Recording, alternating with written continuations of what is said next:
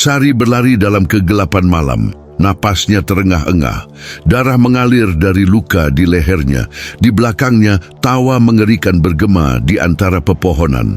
Bunga cempaka putih berguguran di jalanan, menandai jejak teror yang mengikutinya. Dia harus mencapai rumah Mbah Karso sebelum tengah malam. Sebelum arwah dalam tubuhnya sepenuhnya mengambil alih. Sebelum dia menjadi pembunuh seperti mereka yang lain. Mbah Karso duduk bersila di beranda rumah kayunya yang tua, membakar kemenyan sambil membaca doa-doa kuno. Jam dinding menunjukkan pukul 11 malam. Angin malam berbisik di antara daun-daun pisang yang mengelilingi rumahnya. Tiba-tiba langkah kaki tergesa-gesa terdengar dari kejauhan. Mbah Karso!" jerit seseorang dari kegelapan. Dukun tua itu mengangkat kepalanya, matanya yang keruh menatap ke arah suara. Dia sudah menunggu kedatangan ini sejak mimpi buruk 3 hari yang lalu. Mimpi tentang perempuan muda berdarah yang dikejar bayangan putih. Sari muncul dari kegelapan, tersandung-sandung menuju beranda. Rambutnya kusut, baju kurungnya robek di beberapa bagian. Yang paling menakutkan adalah matanya.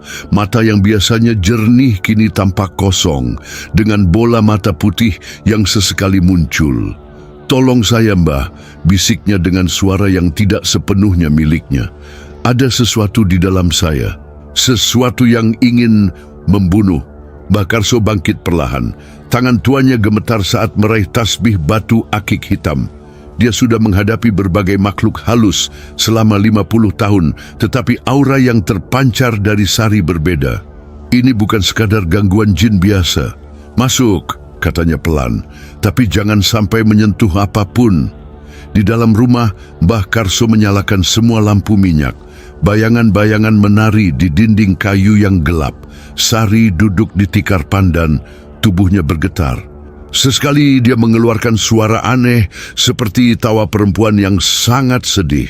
"Ceritakan padaku, Nak, apa yang terjadi?" Sari mengangkat wajahnya, air mata bercampur darah mengalir di pipinya. 3 minggu lalu, saya dan teman-teman berkemah di hutan Wanagiri. Kami menemukan pohon beringin tua yang dijerat kain putih. Di bawahnya ada kuburan tanpa nisan. Mbah Karso mengangguk. Dia tahu tempat itu, pohon keramat tempat kuntilanak Nyai Asri dikubur 200 tahun lalu. "Saya iseng mengambil kain putih itu untuk oleh-oleh," lanjut Sari. Suaranya mulai berubah menjadi lebih serak. "Malam itu saya bermimpi tentang perempuan berambut panjang dalam kebaya putih. Dia menangis di cermin kamar saya. Sejak itu, tubuh Sari tiba-tiba kejang, lehernya melengkung ke belakang dalam posisi yang tidak wajar. Dari mulutnya keluar suara yang bukan suaranya, suara perempuan tua yang marah. "Kembalikan tubuhku," jerit suara itu. "Kembalikan jasadku yang kau ganggu." Mbah Karso segera menyemprotkan air bunga setaman ke wajah Sari. Gadis itu terjatuh, tidak sadarkan diri. Pukul 2 pagi, Sari terbangun dengan jeritan. Mbah Karso yang tertidur di kursi kayu segera terjaga. Gadis itu berdiri di tengah ruangan, tapi gerak-geriknya aneh. Kakinya tidak menyentuh lantai. Dia melayang beberapa sentimeter di atas tikar. "Di mana kain kafanku?" bisik Sari dengan suara yang dingin. Rambutnya yang tadinya sebahu kini memanjang hingga menyentuh lantai. "Di mana tubuhku yang kalian kubur tanpa doa?" Mbah Karso perlahan mengambil keris pusaka yang tergantung di dinding. Mata Sari berubah menjadi merah menyala. Aroma bunga cempaka yang membusuk memenuhi ruangan. "Kau bukan Sari," kata dukun itu tegas. "Kau Nyai Asri, kuntilanak yang dikutuk karena mati dalam keadaan hamil tanpa suami."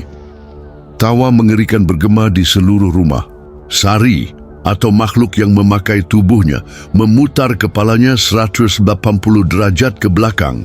"Pintar juga dukun tua ini," katanya sambil tersenyum mengerikan.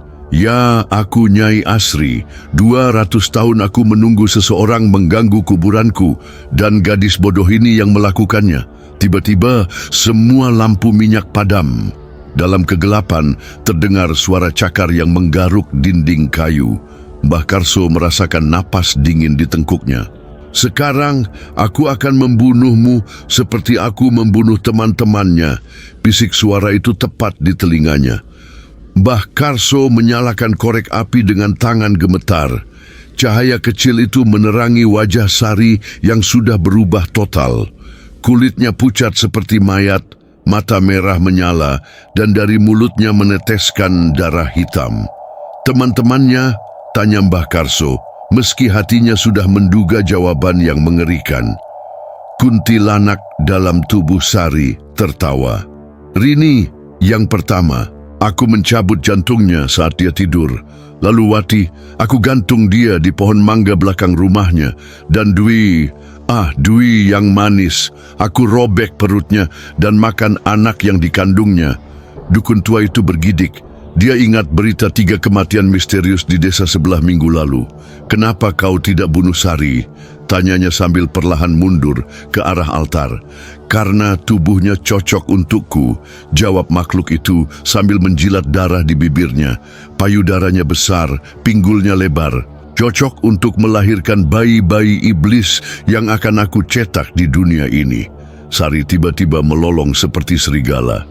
Kukunya memanjang menjadi cakar tajam. Dia menerkam Mbah Karso. Tapi dukun itu berhasil mengelak sambil menyiramkan air bunga ke-7 rupa ke tubuh gadis itu. Kulit Sari mendesis seperti terbakar. Dia terjatuh, meringkuk kesakitan, tapi hanya sebentar. Mata merahnya kembali menatap garang ke arah Mbah Karso.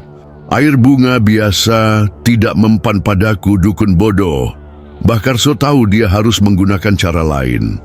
Kuntilanak ini terlalu kuat untuk ritual biasa.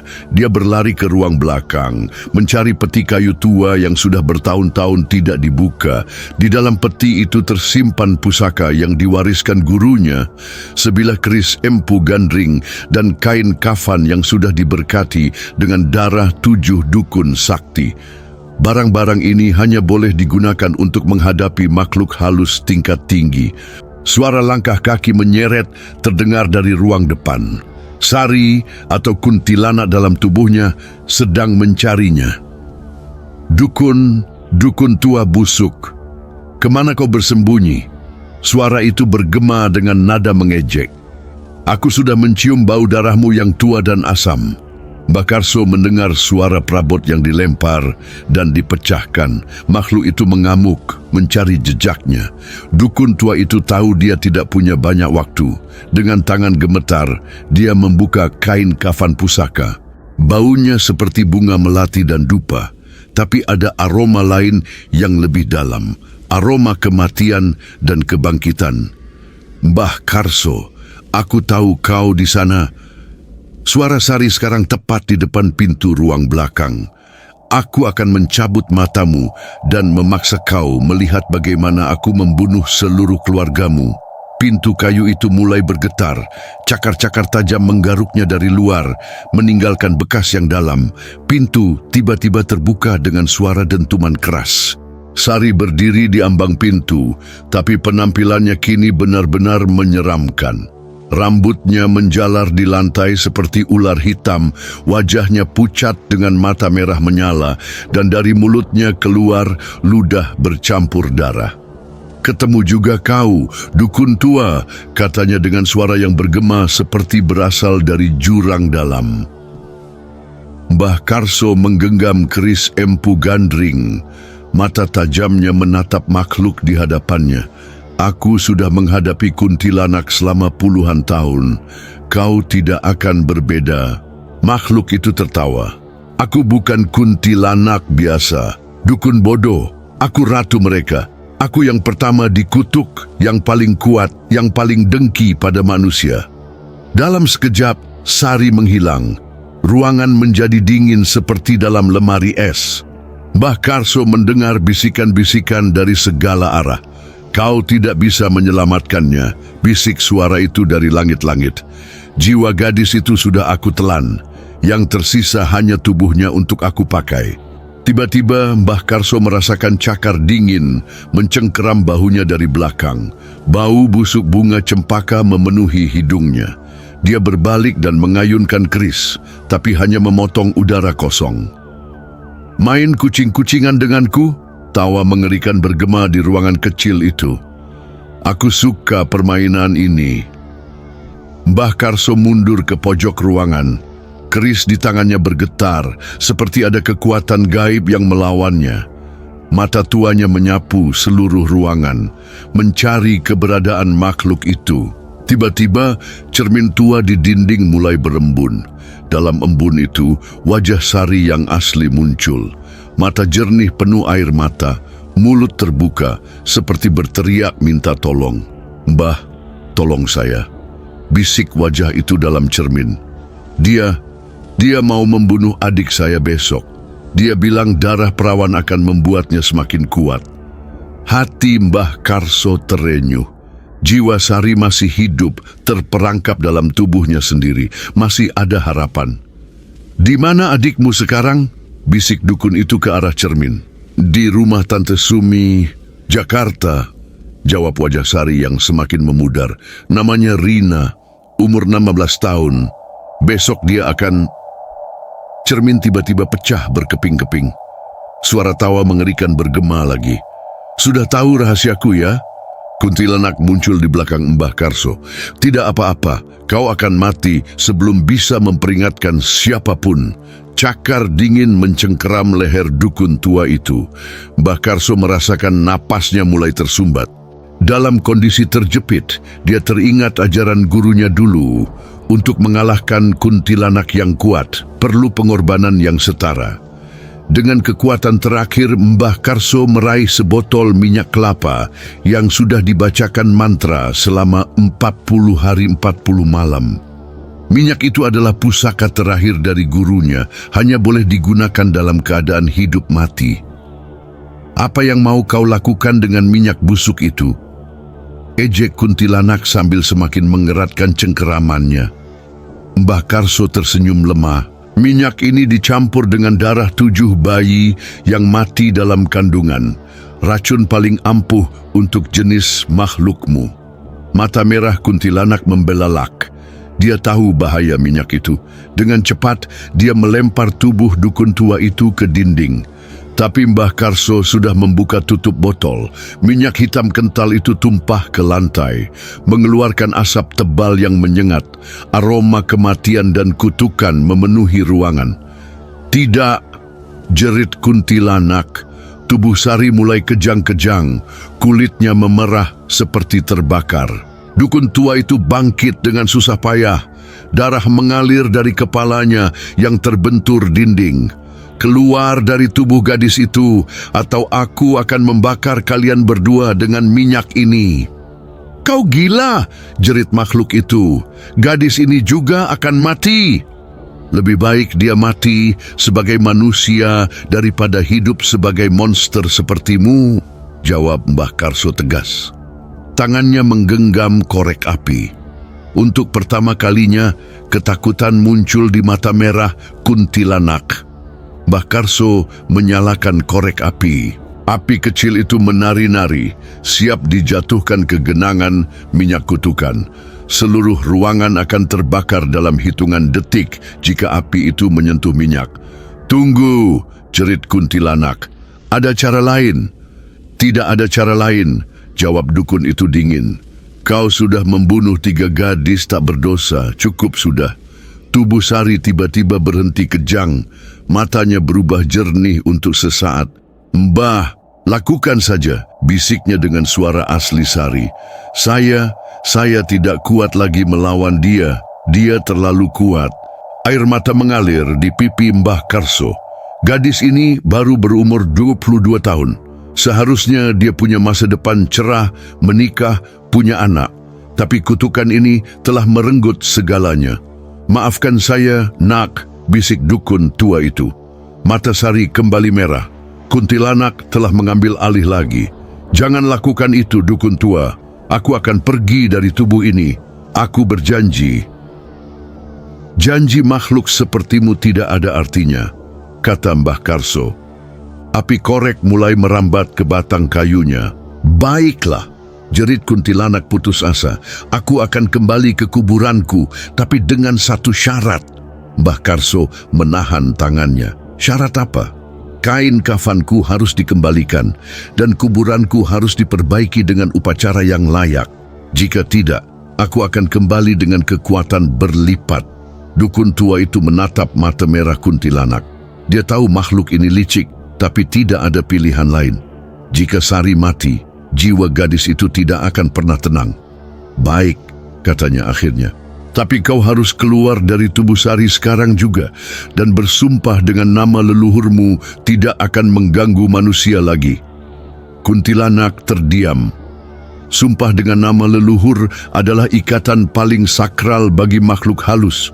Jika dilanggar, dia akan musnah selamanya. Aku bersumpah dengan nama Nyai Roro Kidul, nenek moyangku," katanya akhirnya dengan berat hati.